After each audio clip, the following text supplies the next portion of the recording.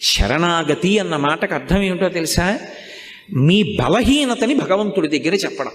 అందుకే మీరు ఎప్పుడైనా శరణాగతి చదవండి. రుక్మిణీదేవి శరణాగతి తన బలహీనత చెప్తుంది. గజేంద్ర మోక్షణం శరణాగతి తన బలహీనత చెప్తాడు.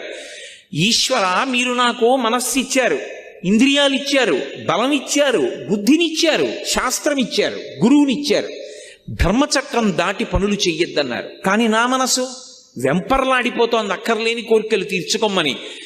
ఈశ్వర, నన్ను నేను నిగ్రహించుకోలేకపోతున్నాను, నా మనసును నేను వశం చేసుకోలేకపోతున్నాను, నేను దానికి లొంగిపోతున్నాను, తప్పులు చేస్తున్నాను, మీరే నన్ను ధర్మంలో నిలబడేటట్టు చెయ్యండి, ఇక నన్ను నేను నిగ్రహించుకోలేకపోతున్నాను అని ఉన్న మాట ఉన్నట్టు ఈశ్వరుడి దగ్గర చెప్పాలి. అంతేకాని ఆయన దగ్గరికి వెళ్ళి మహానటుడిలా పరమ ఉత్తముళ్ళ నిలబడకూడదు. తప్పు చేస్తే ఈశ్వరా నిన్న తప్పు జరిగింది, ఈ తప్పు చేశాను, వేరొకసారి నా